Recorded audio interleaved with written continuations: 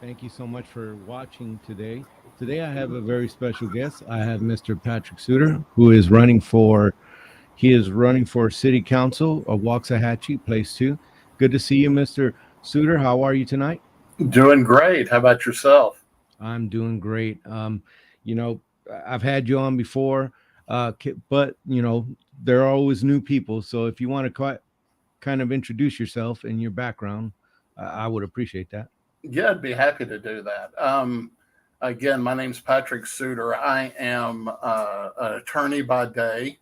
Also, I am a law professor down at Baylor University and a small businessman. I've owned along with a business partner of mine, a restaurant in Dallas. Now this is our 20th year. So um, I dabble in a lot of things. I give back to the community. I'm on the board of directors of Historic Waxahachie Inc. Um, Also on the Waxahachie Partnership Inc. That's a nonprofit that the city of Waxahachie has put together, and also on the board of directors of Campfire Creek Therapeutic Riding Center, which is a nonprofit that helps those with physical and mental um, uh, issues and first responders, military with PTSD, and it's located in Bethel. So do a lot of different things. Try to give back to the community as much as I can.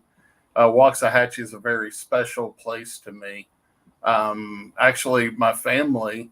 Uh, I was born and raised in Dallas, but we would spend weekends working a family farm down outside of Milford. So back before I was even born, my family was connected to Ellis County, and I can remember as a small child crawling around out in front of the courthouse in the grass, and us coming to town to get to buy groceries and the like. And so a few years ago, when it came time for us to move out of Dallas, my wife loves the historic homes and the whole the whole concept of Waxahachie, and of course, it's been part of my life, since before I could remember. So that's kind of a little background on me.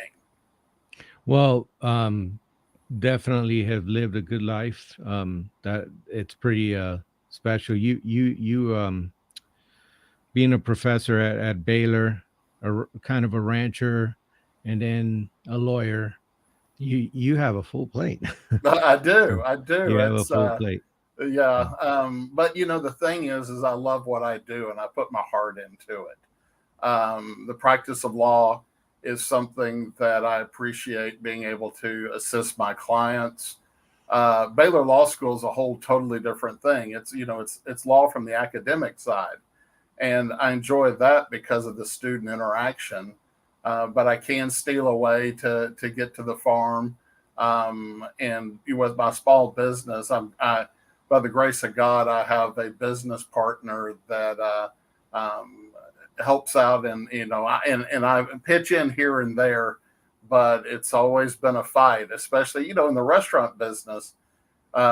We've seen the challenges that the pandemic caused, and we actually Right. were able, in light of the mandates and everything else, come out of it stronger than what we were before. And we kept good people and kept them employed, and through strategic planning we were able to do that. So there's a common theme there, is that working with good people and doing the right thing is something that this drives me. Well, that's definitely a noble way of living. I wanted to ask you, why did you decide to run for city council? So I'm had so many people that had supported me before. You alluded to the fact that I was on once before, and in 2020 there was the election. I was running for an open spot along with the current person that fills that, and a third person. And the election kept getting put off, put off, put off. And then when it came time for us to actually vote in November, it was during the presidential election. So it was a huge undertaking. But the great thing is that I was outside early voting 17 straight days, meeting people that I had not been able to do because of the pandemic. People just didn't feel comfortable, meeting with you one-on-one. So in that election, the third person actually turned out to be an ineligible candidate. And so kind of threw the race up. Well, a lot of those people that I met at early voting, walking around neighborhoods, friends, family, encouraged me to run again. And, as that laundry list of things that I gave you, I enjoy giving back to the city. Those people put faith in me the first time around. And when they asked me to run again, I did it immediately. Didn't even think twice about it. And so that's what's spurring me on. And also, there are people. I mean, a lot of folks feel that over the past 9 months or so, there's been some questionable activity, not activity, but just the way things appear from the current city council, and they did not like that. Felt that there was an element of transparency that was missing. And that was another thing. I'm a straight shooter. I'm not beholden to anyone. I treat my clients, I have to tell them, sometimes things they don't want to hear. And honestly, that's the way I would approach this position. The city of Waxahachie and all the citizens are my clients in that regard. So when they asked me to run, I said that I would, and I want to give back to this city that is so good to me and my family. I've always told every candidate that comes on, it is a noble thing to want to serve. You have to go through the meat grinder of politics in Ellis County, and that can be really tough. Kind of the reason why my wife said I can never run for anything. So yeah, it's a tough deal. So wanting to volunteer for that is tough. It's tough, especially since the pay is, I know the pay is great, but the pay is what you have right here. Yeah, you're not putting anything in your pocket. Exactly. So I wanted to get into fundamentals before we start traveling into the issues. Yeah. So I'm going to ask you, like I ask anybody running for government, what is the role of government in the people of Ellis County? The role of the government is to ensure that the people have that there's somebody that has oversight to make sure that their civil liberties are there, that they have safety and health and those types of things. It comes down to honestly, the government is there for the people. And when the government starts intruding in on that, that's problematic. But the government is there if there's a law there that's, we want clean water. Well, if we want clean water, then the government's there to make sure that we get clean water. If we need fire and police, the government's there for that. That's to improve the citizens. It's to provide something for the citizens. It oversees those types of things. And when it doesn't do that, then the government has failed. That is very true. Those are the kind of the basic roles: police, fire, roads. And protecting their rights, their God-given rights. But your opinion on the Second Amendment. I'm a firm believer of the Second Amendment. That the Second Amendment was passed or was created and passed by our founding fathers for a reason. And if somebody can legally own a handgun or any type of gun, I believe the Second Amendment is there to stand for that proposition. No ifs, ands, or buts. The Second Amendment is, and there was a reason why I brought the Second Amendment first, because the Second Amendment protects the First. And Yes. so, in terms of uh, religious liberty, in terms of free speech, um, where do you come down on the First Amendment and the role of government on the First Amendment?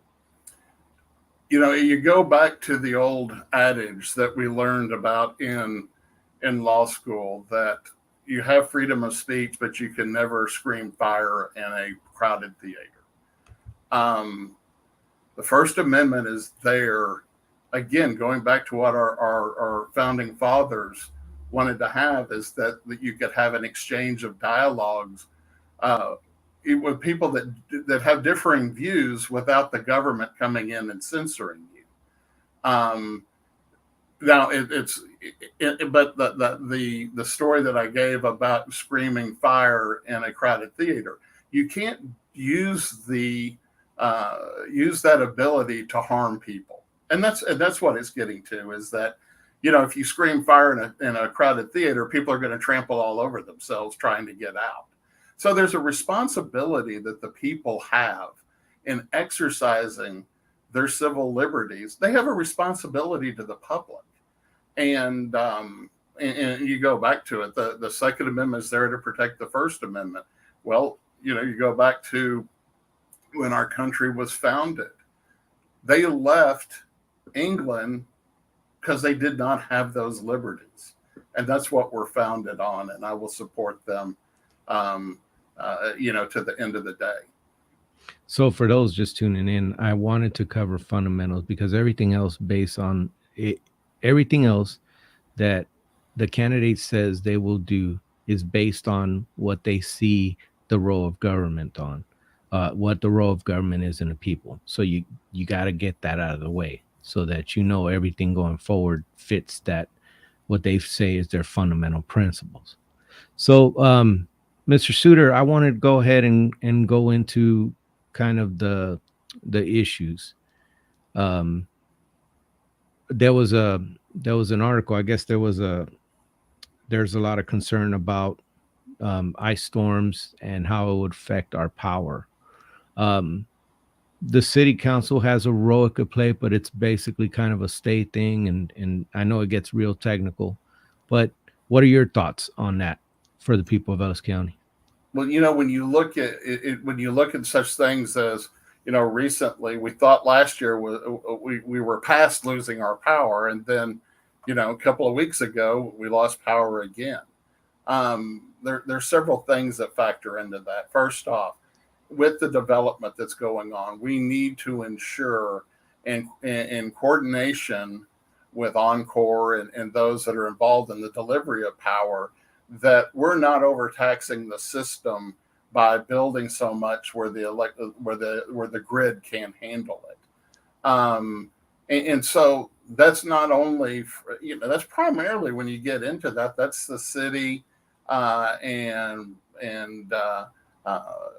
the city council can't do that, but the city council can sure interject itself to make sure that, if we are having proper development, that there is infrastructure there. It does no good to build out a neighborhood if you don't have power to it. When the last instance was not that bad, but some folks lost power for a day.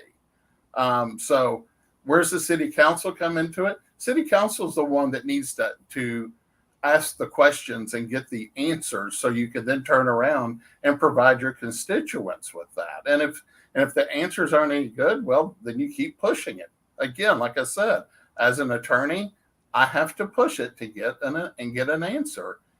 May not be the answer we want, but the population has the information. Definitely, the public needs to know. So, the budget this year that was enacted, um, did you agree with the way things were done? What would you have done differently? When people ask me about the budget and whether we should, cut taxes and the like, this is where I put on my businessman hat. Um, I want to see how the money's being spent. I've told people that, if I'm elected, very first thing I'm going to do is go to the city manager and request meetings with the department heads. But I want to take it one step further, and I want somebody who works in those departments, the boots on the ground. I want to talk to them for a few minutes too, because so many times when you get into, what you can cut or what you can do better, the folks that are out there that are, fixing our streets and working for the water supply, they may have excellent ideas. So, I want to see what we're doing. Is there a way for best practices that we can implement? And in doing so, I think that you have a lot more education, and I understand the difference of cutting a penny here, or some people even ask for more dramatic cuts. And right now I want to see whether we're using our money responsibly.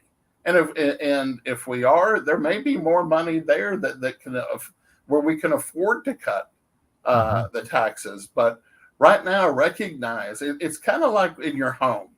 You only have so much money, and you may want to eat steak every day, but if you don't have the money to eat steak every day, you're going to have a bologna sandwich here or there. Right. And I do not want us to get in the position without us a deep dive into to the way the city operates and its finances, where if we cut it now, we're looking back on it later saying, why did we do that? So you may say, I didn't answer the question. My approach is that I want to be educated with all the pertinent information to be able to take a stand on that. Would I like to cut taxes? I would, if it will not hurt us. I need to make sure. It's easy for a politician to say, let's cut taxes. And then it comes down to it and say, okay, well, if we cut taxes, we don't, if we lose this funding, how are we going to pay for this? Well, we'll find a way to pay for it. If you do that, the citizens are going to be upset. So if we can, definitely. But I don't want to mortgage our future by a penny here or there. We have we got a lot of the development that the city is doing, building an annex. I will have Michael Scott on to discuss kind of the details, the grind, the day-to-day of Waxahachie here soon. You could check the Ellis Talker page for details. But it's correct. There's things that have to be paid for, and those taxes come into that. Now, speaking of that building and stuff, one of the big things now is that there's there's a planning board. I am sorry. There's a planning board that for growth. Let's see, the comprehensive plan. I'm sorry. We got Verdunity is the firm that we're using. Kind of give me your thoughts on what's coming out with that. What would you like to see on it, and is this company good and doing right by us? Well, interestingly, we just had a meeting of the Comprehensive Planning Committee where they made their presentation, I guess, probably a week ago. And I've been to, some more than one of the meetings. And to me, as it relates to that company, I think that they know what they're doing. I think that it's hard, though, to do a comprehensive plan when we're growing so quickly right now. And I think they're trying to get ahead of the curve on that. But I think that it's a tough job to be able to do, and recognize that planning, that comprehensive planning, is not 2 or 3 years from now. I mean, we're going out 10, 15 years. So I think it's a necessary step. I believe that company, I've not seen anything to where I would say the company doesn't know what they're doing. Seem to be very educated. At any of the meetings, there's multiple members including the number one guy with virginity that's there, and that they'll stay around and answer questions. So I think it's a must, but you have to recognize this. And Isaac, you're a military man. You have to be able to pivot if a plan is not working. And so we have to recognize that we need this long-term plan, but we also have to implement strategies that if it is not working or the growth has exceeded it, that we can pivot and come up with another option. And that's so much of what I do in looking at things from a legal standpoint, analyzing things as a professor, looking at things as a small businessman. You always have to be prepared for the unexpected. And so this planning is here, but it's not a guarantee that, it's a 10-year plan that in year 5, we don't need to change it. Right. Well, I mean, there are obvious complaints with how things were built around the 77, the oversaturation of the area, too much things built in one place. And then, one of the biggest gripes I hear all the time online is that there needs to be another HEB on the other side of 287, 77. So you hear some stuff. So well, and may I talk about that for a second? Yeah, sure. I'd love to have you could go to HEB at 7 a.m. Isaac, I know the two of us ran into each other at 6:30 on Christmas Eve in HEB, and it was crowded. And the funny thing was, in the whole store, we were getting the exact same thing. And you look up, and I look down, and there we are. Yeah, we were trying to get the same thing. But I will tell you that in HEB or in a fine dining restaurant or in a clothes store, before they do anything, they look at the demographics, the number of people in the area, but more importantly, the median income. And, we have not kept up with Midlothian on a median income.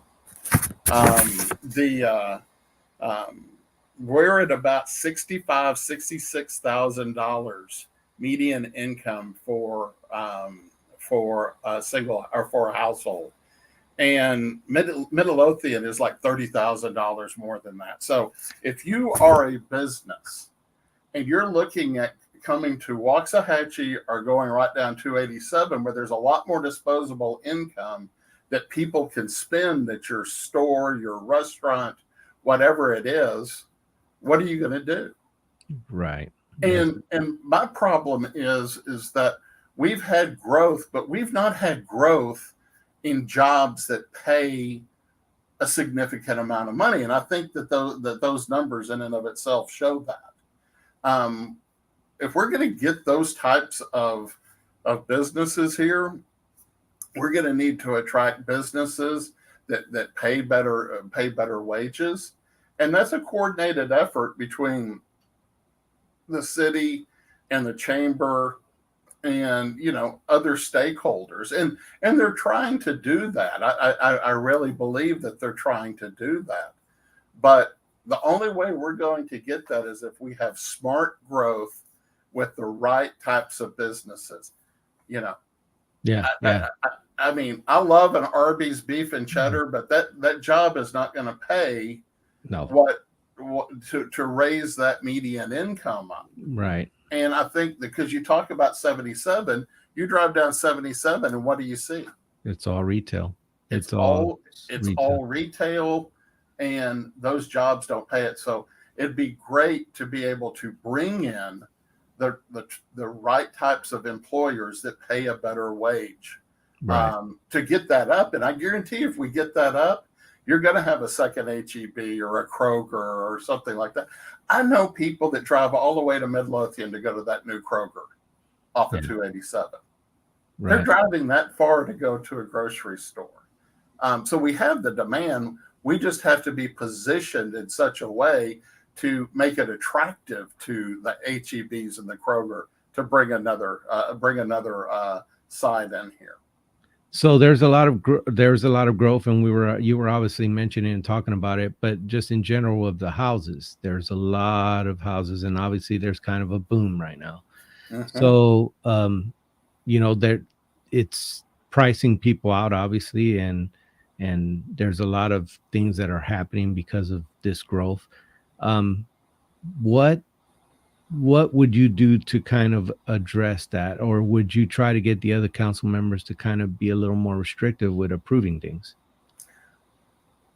I think that you have to look at the opportunity in front of you um, to make a determination. So my take on it is, if somebody's going to come in to the city, if they want the approval of the city, then they need to put their fair share into it. Recently there's been 2 or 3 different developments that have come before the council, and you've seen where they'll put in a road, or they'll put in parks in their area, and jogging trails, and that's fine. But I think we need to even more focus in on things to improve the quality of life. And I don't know if necessarily such density on the planning that's coming in with the houses. I don't know if that's a good thing or not. Some people love it. I don't. I like to have a little bit more room between myself and others. And so you've now started seeing the council, I think, pick up on that. So that if there is, and also with planning and zoning, that you have to go through planning and zoning to even get to the council. Right. Planning and zoning is looking at, you can only have so many houses in this area, and that some percentage have to be on a large lot, some percentage have to be on a smaller lot. The things like the parks and the roads, they're starting to insist on that, and I'm hoping that that's a change that will continue to go forward. And so that was what I would be a proponent of, is that we just need to be smart in what we're doing. That's the thing. You don't have to jump out there and approve something. If it takes going back to planning and zoning multiple times, so be it. Yeah. Those people who want to come in here and develop need to recognize that we do not want to lose what we have here by all of a sudden putting a ton of people in a small area. Right. Well, this is the part of the show where you talk to the people. We're running out of time, so I need you to go ahead and talk to them and tell them why they should vote for you. And it's your show now.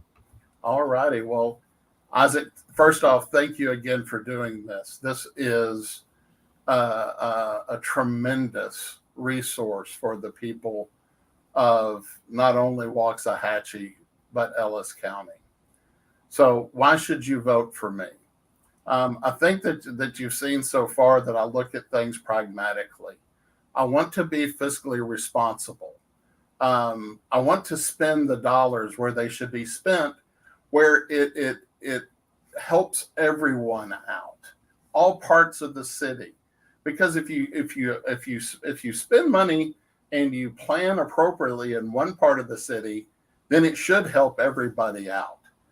So very much a proponent of fiscal responsibility. I want to roll my sleeves up. I want to get in there, and I want to see what the numbers say. I want to work with the members of our city and our city government to try to improve that. But a core belief that I have, and I'm going to turn around here just for a second, and so you can see my sign, and it says preserve and improve. The idea of preserve, we have history here. We have a way of life that with this growth, we need to maintain. But we also need to recognize that we need to improve on it too. How do you improve on it? That you spend money the right way, that you have strategic planning, that if something's not the best deal for everybody, then you have to go back to the drawing board.